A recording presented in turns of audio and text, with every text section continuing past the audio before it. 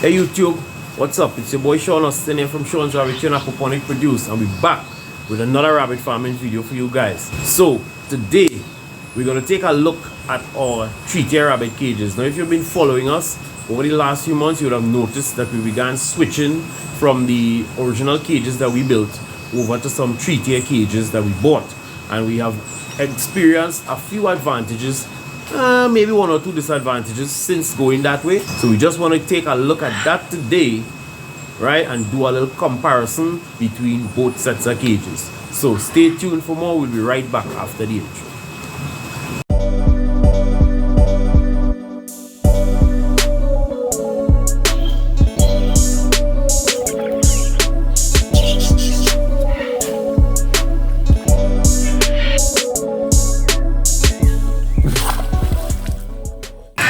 Okay guys, we're back. So now the first thing I want to mention right off the bat that I was really impressed with these cages is the gauge of the wire. Now normally we talk about different gauges. We talk about using 16 gauge wire as a minimum for rabbit cages, and these are I think these are 12 gauge, so the wire is really thick and strong, so I expect to get some really good life out of these cages.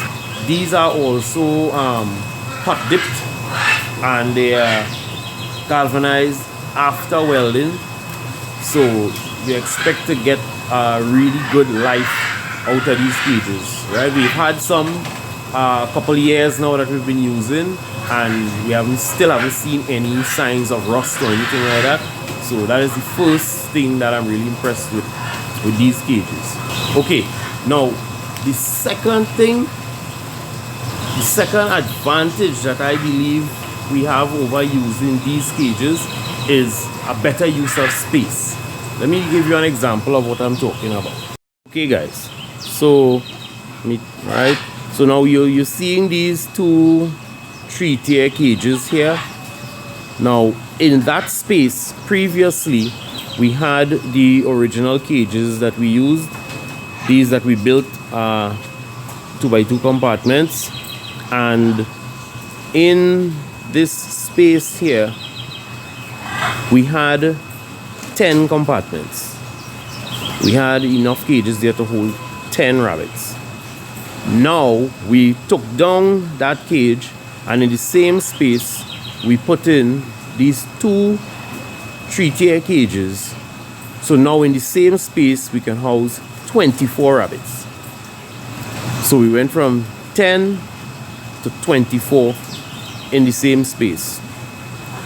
So that is a much better utilization of the space. So if you have a small rabbitry, ideally to utilize the space best, you could look at some type of tier system. I mean, you don't have to get our cages, but any type of tier system will always be a better use of the space. Okay guys, another thing that I really like about these cages is that they are a bit easier to clean, for the simple fact that the flooring is removable. So instead of trying to reach all the way in to the back of the cages from time to time trying to clean, with these cages here we can simply remove the flooring. Okay, so the flooring comes out quite easily, so you can just wash this, so that makes it a lot easier to scrub it down and sanitize it properly and things like that, and then it just goes back in the same way. So what we do is that we have a tub that we keep water in, and then we just take these out, we dip them in the tub about 10 minutes to allow any fecal matter or anything that's hard on here to soften up, and then we just wipe it off with a cloth, sanitize it, and we put it back in. And to put it back in, it's as easy as, and there you go, your floor is back in, right?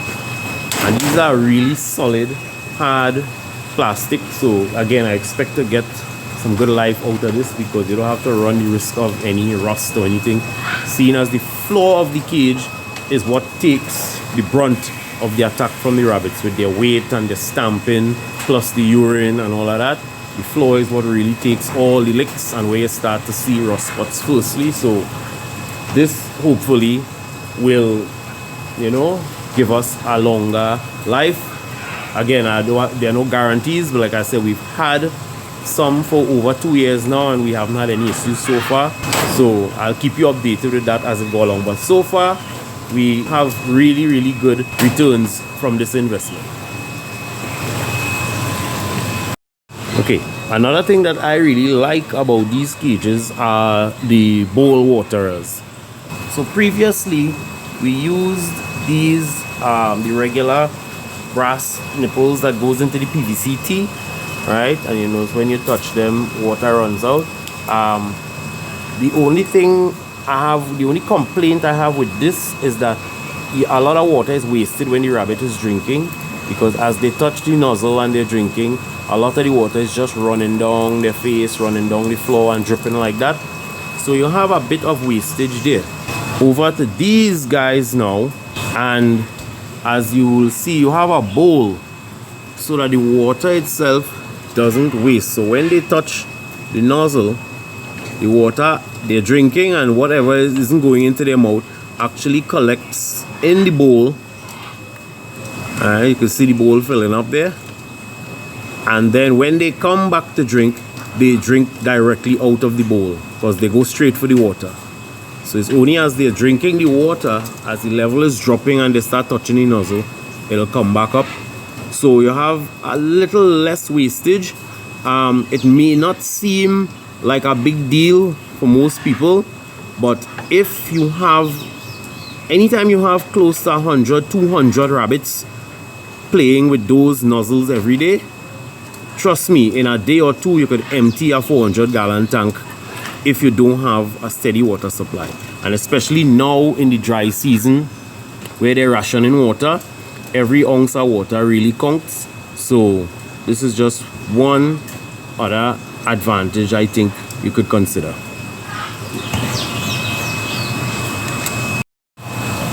Okay guys, so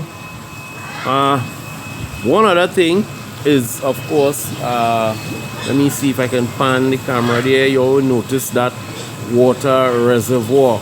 These cages come with a water reservoir that feeds the bowl waterers that we just spoke about. What I really like about this reservoir system is that it's convenient if you want to treat a particular batch of rabbits differently in terms of nutrition or maybe even medication.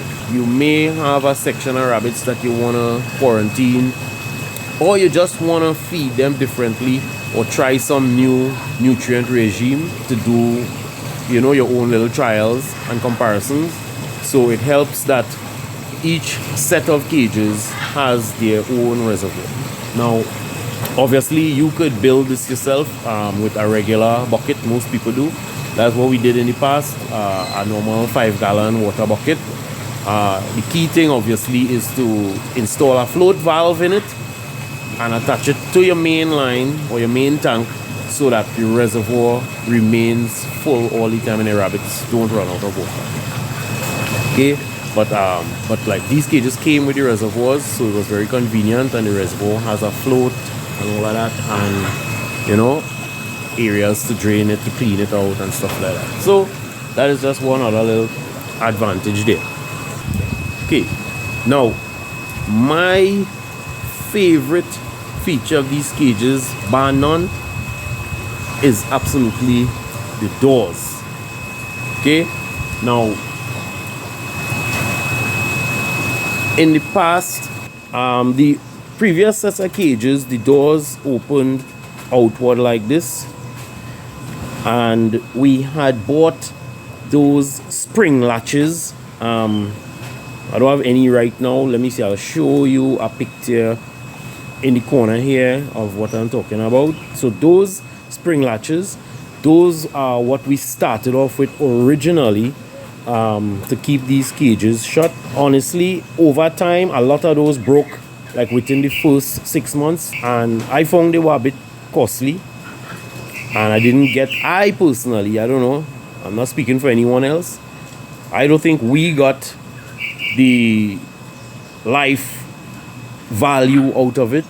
So we eventually we stopped buying them and we just started using random pieces of wire and making different types of hooks, things like that. But the problem obviously with this is that rabbits are so curious. Sometimes they bite the wire, they pull it, they burst it, all sorts of things, and the cage doors would come open, and sometimes the young ones, even the adults, may escape, and that's always a problem. So when we got these cages, I was really impressed with the doors. Let's take a look at that.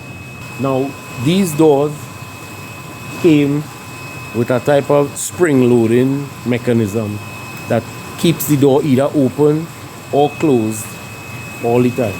Now, these doors open inward, so let's see, when you close them down, and like I said, it's spring loaded. So when you pull it shut, it stays shut. Even if you push it, once you let go, it snaps back into place. So it's difficult for rabbits to escape. One, the door doesn't open on the outside, so it's not that easy to open, as well as even if they bite it and pull on it, they can't pull it far enough to open it, and as soon as they let go, it snaps back shut.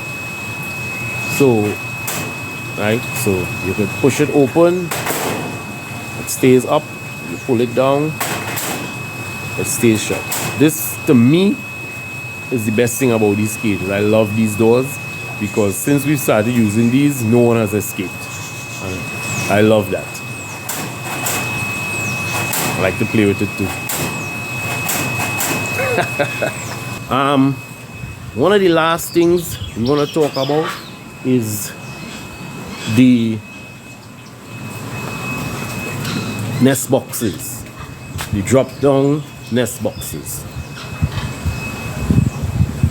Within this section here, well, the first thing you'll notice is that the floors are a different color. This is an extra that you have to purchase if you want this feature. These floors come with a cutout area that you can remove and insert a nest box.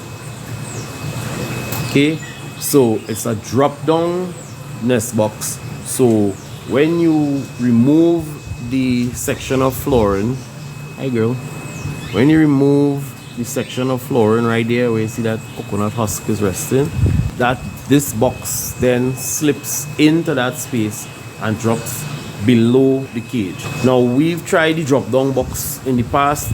I think the main issue that we had with it is that it was difficult to clean because it wasn't removable. It was a permanent wire box that we built into the floor. So that was a bit problematic. But I mean, if you design it yourself out of wire and it's removable, then yes, it'll be easier to take out and clean. But then again, I said, like, these are ready-made, and we have been doing this for quite some time.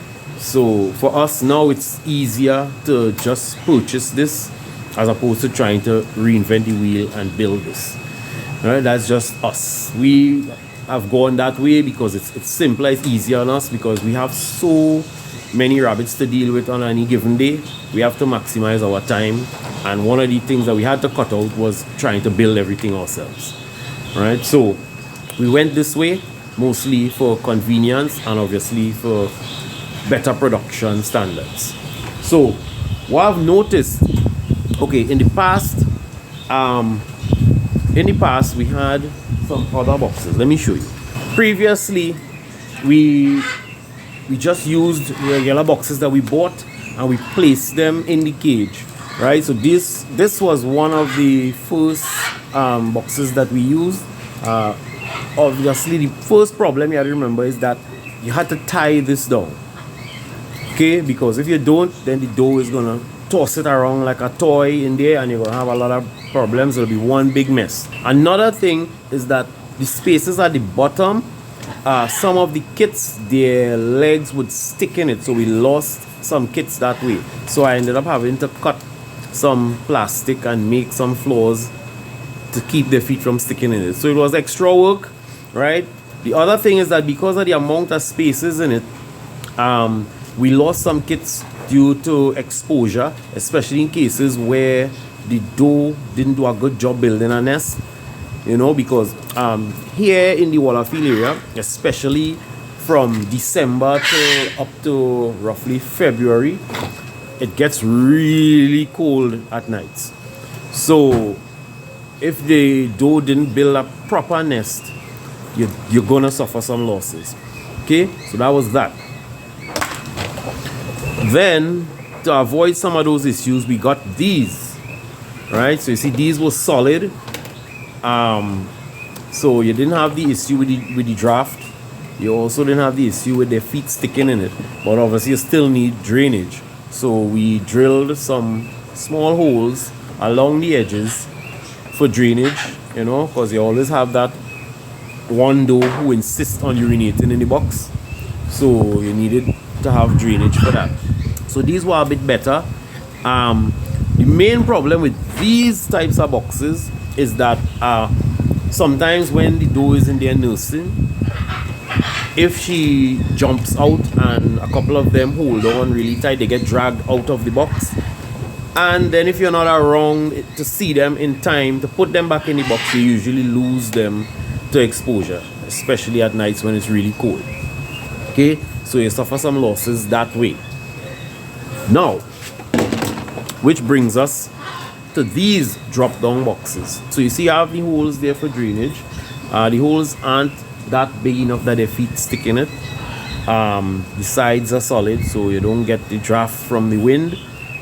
But the main advantage is that because this is a drop down box that is level with the floor of the cage, whenever the doe pulls or drags, whenever the doe drags a couple kits out after nursing, sometimes just by wiggling around and crawling around, they drop back into the box. So they save themselves in a sense.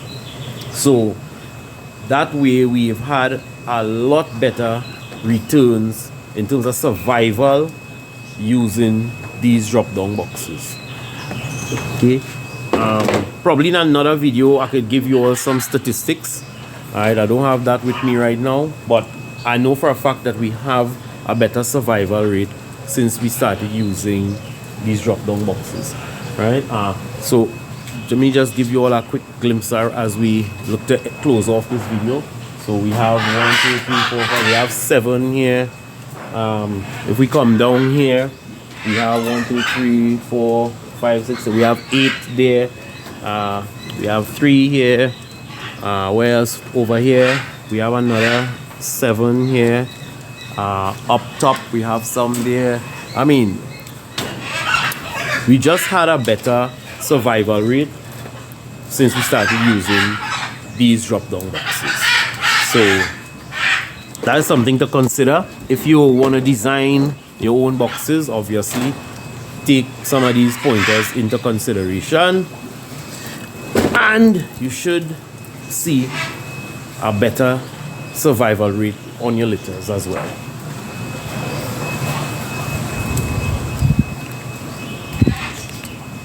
So nothing is perfect, so I'm gonna be real with you. I'm not gonna let you think everything is all roses. My main complaint about these cages is the height from the floor.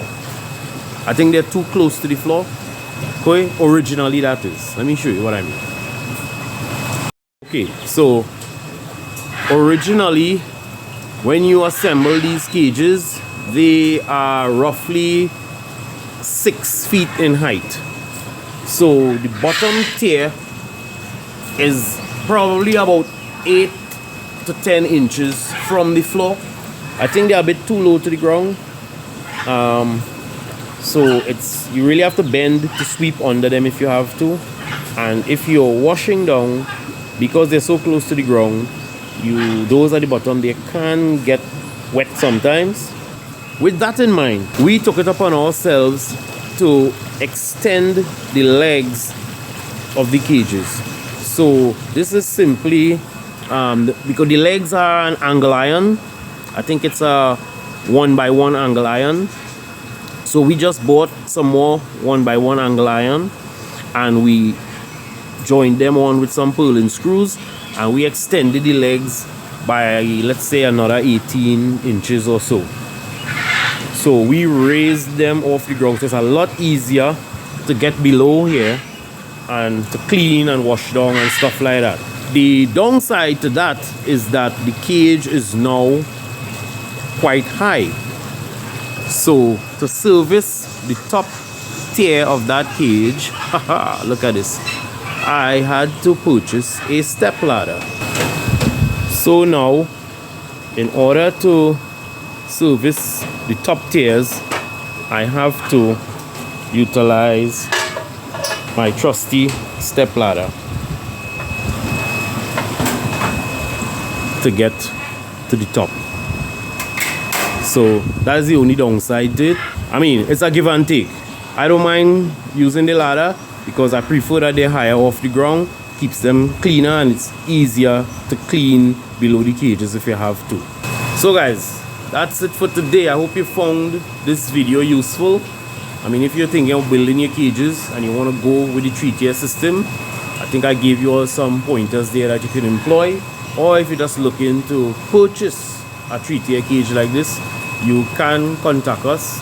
All our contact information will be in the description below this video. So guys, again, thanks for tuning in. We hope that, again, I hope you found it useful. Please like, share this video with someone who you think it will be useful for as well. And if you haven't already subscribed, hit that subscribe button right now. And don't forget to hit the little bell to turn on notifications so you'll know whenever we upload new content. Sean Austin, Sean's Rabbit Chain Aquaponic Produce, on behalf of my business partner, Mr. Sean McLean, signing out. See you guys in the next video. Peace.